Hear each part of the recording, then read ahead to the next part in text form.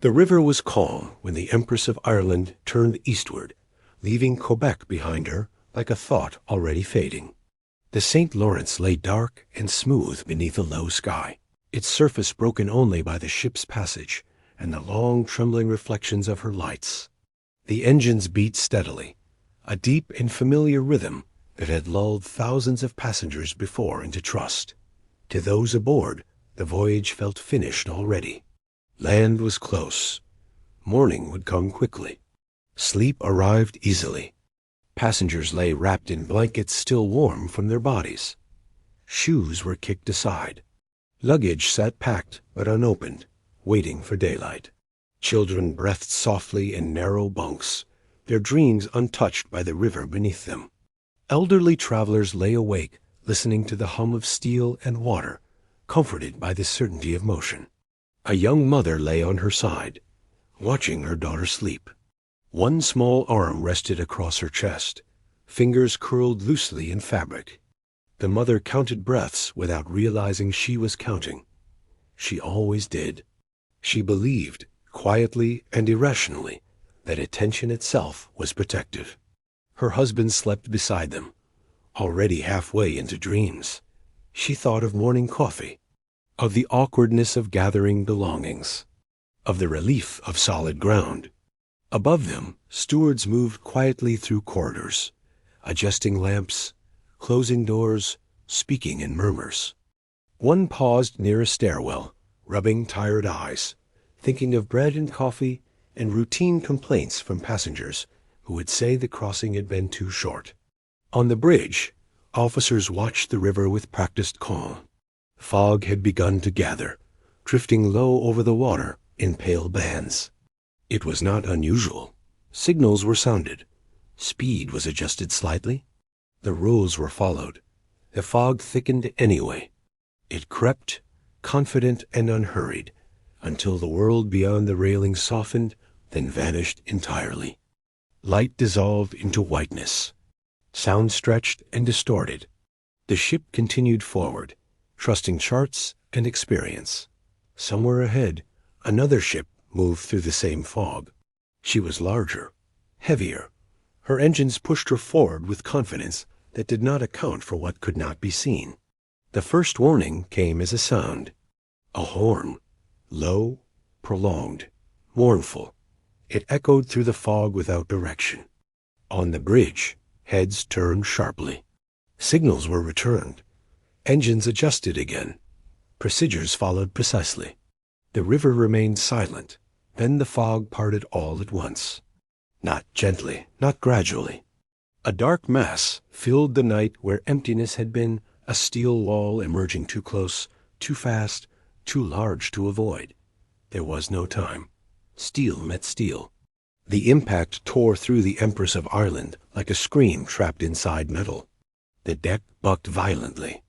The sound was not a crash so much as a grinding, ripping force that traveled the length of the ship. Below the waterline, the hull opened. The river burst inside, not slowly, not rising, exploding. A steward was thrown forward as icy water slammed into the corridor, knocking the breath from his lungs. He struck the wall hard, pain flaring across his shoulder, and felt the water surge past his legs, his waist, his chest. It was impossibly cold, so cold it stole thought itself. He scrambled, slipping, hands scraping against smooth steel, breath ragged. Someone screamed nearby, a short, cut-off sound that vanished as quickly as it began. In her cabin, the mother woke to darkness and motion. The floor tilted sharply beneath her feet as she stood, heart hammering. Her daughter cried out, frightened by the sudden violence of movement. The mother grabbed her instinctively. Her husband reached them, shouting her name. The ship lurched again. He was torn from her grasp, thrown down the corridor as water surged between them. She screamed his name into darkness until her voice broke. The lights flickered once, twice, then vanished. Darkness swallowed everything. What followed was not a single moment, but many small ones stretched thin by fear. Seconds became long and unbearable. The ship listed harder, gravity pulling bodies toward starboard. Corridors became slopes. Staircases turned into walls. People fell. People slid. People collided and vanished beneath rising water.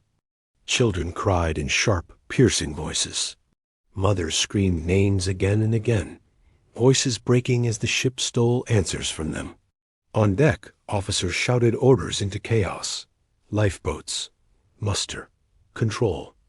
Words collided with panic and dissolved. The list worsened by the second. Davits jammed. Boats swung uselessly, slamming against steel. The officer understood with sudden clarity that there would be no proper evacuation. The ship was dying too fast. Inside the hull, air pockets formed briefly small, doomed spaces where people trapped themselves by accident or instinct. In those spaces, time slowed unbearably. Hands pounded on steel. Voices screamed prayers until the water rose too high for sound to exist. The steward found himself pressed against what had become the ceiling. Water crept past his chin. His chest burned.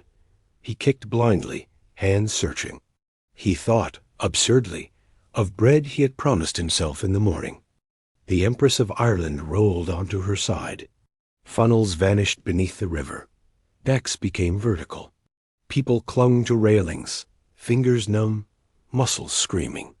Some lost their grip and fell screaming into black water below. Others jumped. The water was merciless, cold enough to paralyze within seconds, strong enough to drag bodies under almost immediately. She did not remember how. She remembered only the angle of the ship, the roar of water, the sense that the world had narrowed to a single moment. She jumped. The river swallowed them. Cold punched the breath from her lungs. She fought instinctively, kicking, thrashing, holding her daughter above the surface for seconds that felt endless. Her arms screamed. Her vision blurred. A wave tore the child from her grasp. She screamed till there was no sound left. She did not know how long she floated afterward, only waking wrapped in blankets, body shaking uncontrollably, mouth forming her daughter's name again and again. The officer went into the water with the ship. There was no time for fear. Only cold. Only darkness closing in. In less than 15 minutes, the Empress of Ireland was gone. The river closed. Silence followed, broken only by cries drifting through the fog calls for help, for names, for mercy that would not arrive in time for most. Rescue vessels arrived quickly. Too late, survivors were hauled aboard blue-lipped, shaking, eyes hollow. Blankets were thrown over shoulders. Hands clutched strangers as though afraid to let go. Some names were answered. Most were not. Years passed. The steward survived, but never returned to the sea. He moved inland, far from rivers and fog. He worked ordinary jobs. He slept lightly. At night, he dreamed of ceilings becoming walls, of water rushing faster than thought. He testified once. It was not chaos, he said. It was speed. The mother survived. She kept a small box beneath her bed ribbon, button, hair. She lit candles on birthdays that no longer came. She avoided rivers, avoided sleep. In old age, memory softened, but the cold never did. I did not let go, she said once. The river took her. The rescuer lived long and spoke rarely. When fog rolled in, he stood differently braced, listening. He wrote late in life. What stays with me, he wrote, is not the noise, but the silence after. The way the river seemed ashamed. The officer's uniform hung pressed and untouched. His medals were polished yearly without explanation. His children grew up hearing fragments. Only later did the weight arrive. Survivors aged. Bodies failed. Memories sharpened. The night never faded. They spoke of darkness, of speed, of water that came too fast to understand. The wreck remains beneath the St. Lawrence, broken, silent, and when fog settles low on the river, when horns sound without direction, the past does not feel distant. It feels close, waiting, remembering, as though the ship never truly left, as though the river remembers.